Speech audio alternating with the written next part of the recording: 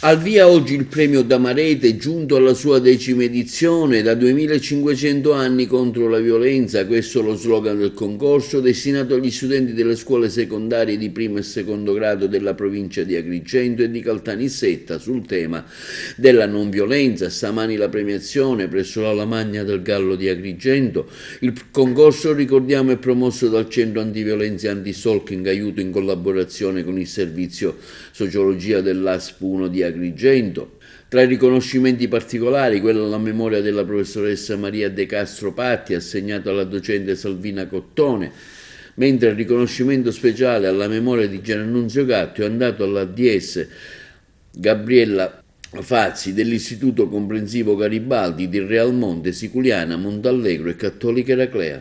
Per ricominciare non c'era occasione migliore e appunto questa mattina, grazie all'affetto dei ragazzi che hanno partecipato quest'anno numerosissimi a Damarete.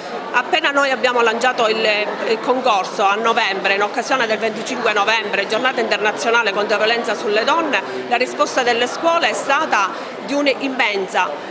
Nuove scuole si sono unite a quelle che già da anni erano presenti nella nostra, che avevano già partecipato. Questo sta a significare che la voglia di ricominciare, ma soprattutto la voglia di porre fine al problema della violenza, e che parte proprio dai ragazzi, perché stamattina i protagonisti sono i ragazzi.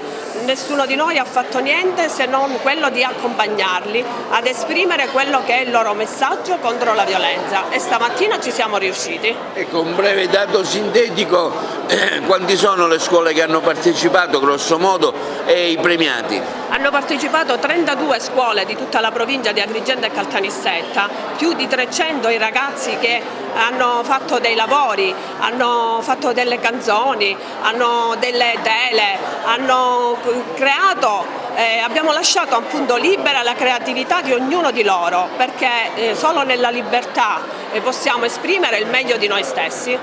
Siamo arrivati alla 10ª edizione dopo la pausa della pandemia, dovuta alla pandemia. Noi diamo dei riconoscimenti ai ragazzi, ma principalmente anche due riconoscimenti importanti, che uno mi coglie dal punto di vista affettivo perché ricorda mia mamma, e lo diamo alla professoressa Cottone della scuola di Realmonte, e quello per dirigente che ricorda il dottore Gatto lo diamo alla preside della stessa scuola, la professoressa Fazzi. Quindi non solo premi ai ragazzi, ma anche a chi coordina le scuole e chi lavora con le scuole ogni giorno. Ecco, è un impegno importante il vostro, in particolare anche dopo questa pandemia, insomma un impegno che dura tutto l'anno. Sì, noi siamo partiti nel 2003, non ci siamo mai fermati neanche un giorno, neanche durante la pandemia, e quindi riprendere oggi di presenza è una cosa che ci gratifica.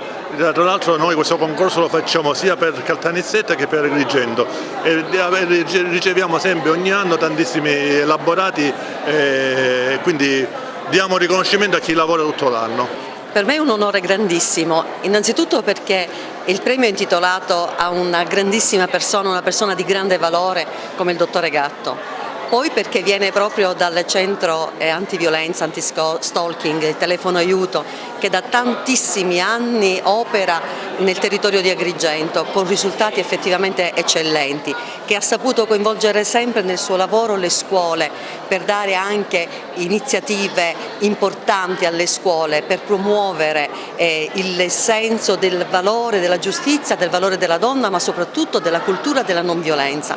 Quindi sono veramente onorata di ricevere oggi questo premio. Il premio Maria De Castro è stato anche ricevuto da una sua docente che frequenta la scuola, la professoressa Cottone, che oggi per vari motivi non è potuta essere presente, diciamo, e lei lo ritira. Sì, ha ricevuto il premio la professoressa Salvatrice Cottone. Anche questo è un grande onore per la nostra scuola.